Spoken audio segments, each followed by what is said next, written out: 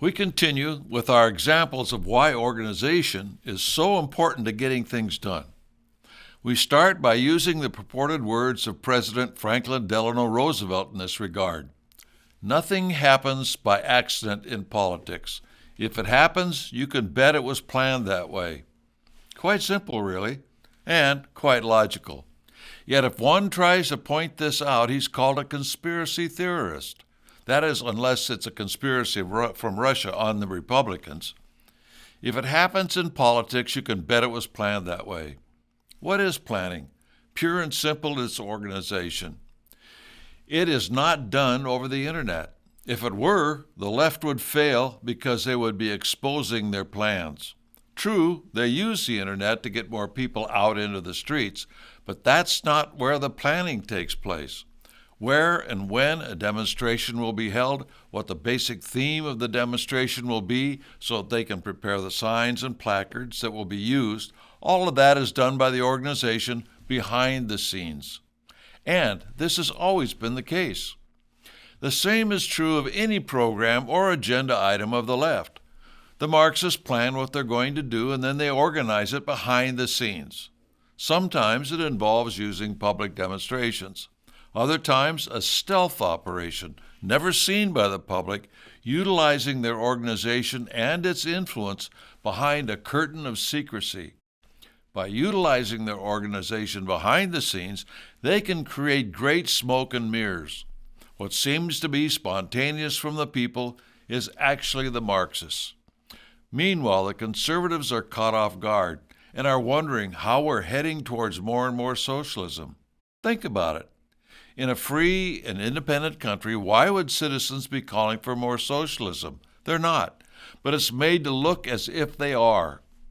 The left gets their minions within community action organizations to pressure the legislators, as well as the influence they have within certain business associations and a myriad of other groups, many of which are not very large at all. Let me give you an example. The city I grew up in had supposedly a sizable left at work there. For instance, there were 5 organizations which constantly were able to get their opinions expressed in the newspapers and on local television news. Yet these 5 organizations all had the same physical address. They used different post office boxes to make themselves appear to be independent. They even had the same person who answered their telephone at their primary location.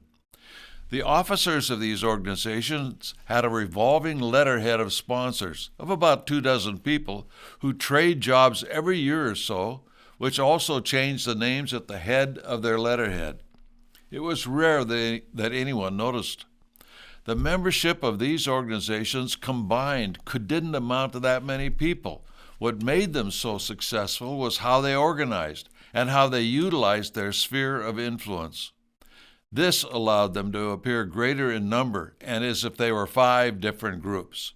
It was organization, pure and simple. Yes, they could rally anywhere from 12 to 100 people for a demonstration at any given time to fill the screen of your local TV set on the news and give them credence for their positions they were pushing. But that was it.